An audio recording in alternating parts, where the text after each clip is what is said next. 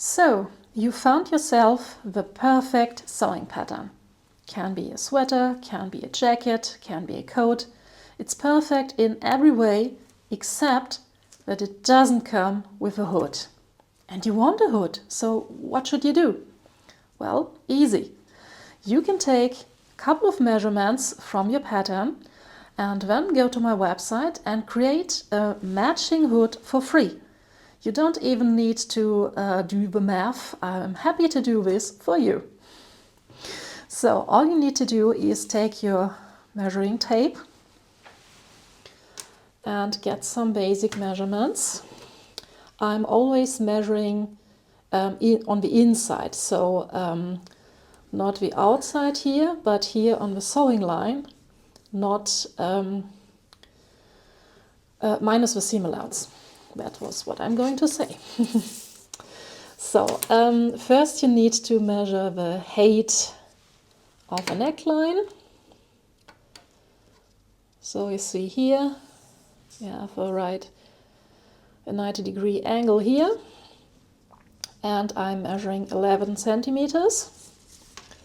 For the back, it should be about 4. Yeah, that's about right. And the length of the neckline comes to 18.5. And for the back, it's about 12.5. So, write this down. This was all the measuring we need to make on the sewing pattern. Of course, you can measure your finished garment too. I have made a little video, I will link this, where I added a hood to a finished coat with some snaps. This works too. And yeah, we need some measurements of our hat too, but I have some pretty pictures for this and I will show them right now to you. So now that we have all the measurements, let us create the pattern. And I'm happy to do all the math for you. So you can either follow the link below the video or you go to dressdeveloper.com. Patterns. Here we have a hood linearia. Create pattern. And here you can see that you can choose between 3 versions of a hood. So the first one is a 2-part hood, which is the simplest version of a hood. It's just one pattern piece, which you cut twice. And it comes with a cut-on facing, so you can fold it back, sew it down and create a channel for a drawing string. This style is used in my Dandelion hoodie pattern. And I will link you there so you can see how you need to sew, how you need to assemble this. The second one is a 3-part hood, and it comes with a straight piece here in the middle, which allows the hood to sit a bit closer sit a bit closer to the head. And you can line it by simply doubling the pieces, but you can also choose the third style, which comes with some facing and lining pieces for the inside of the hood. This second hood style I used for my red wool coat, so I will link you to this video. And the third type with a lining I used for my Frisia coat pattern, and I will link you there too.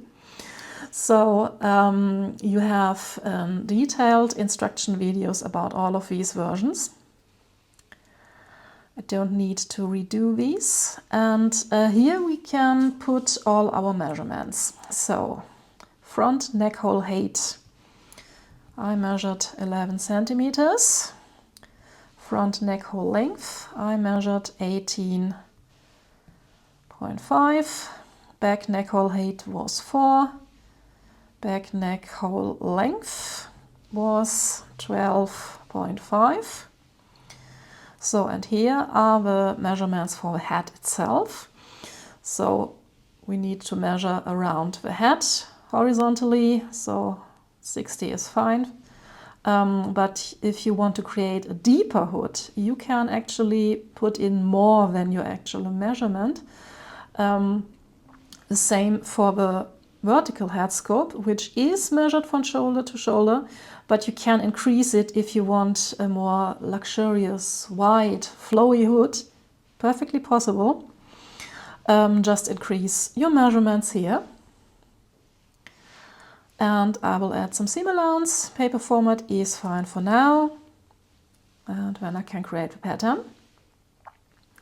Let me show you the second link first.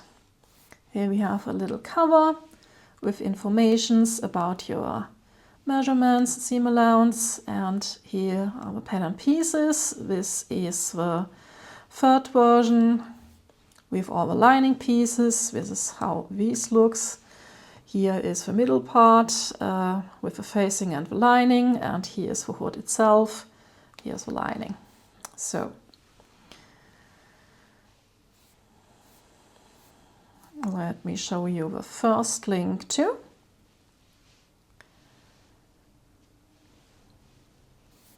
And here you have the pattern itself all ready for printing.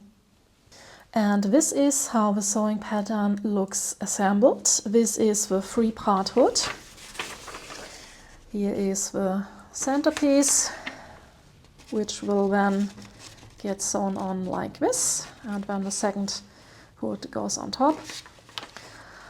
There's not much to see here on the sewing pattern. You have here a notch on the neckline, which indicates the shoulder seam. So you sew this on to the front neckline and this to the back neckline. This looks a bit short, but remember that there will be the center part too. So the back neckline is about width. So everything should line up. So as I said before, I will link all of the videos where I have sewn hoods in different variations, and I hope you will find all the sewing informations that you need. Yeah, what leaves me to say, this was a very short video, little intermezzo from my sewing videos, and nonetheless, I hope this was of some help, and if you have any questions, just let me know down in the comments, and I'm glad to help. I hope I will see you soon in quite a bit of a longer video, and until then, bye bye!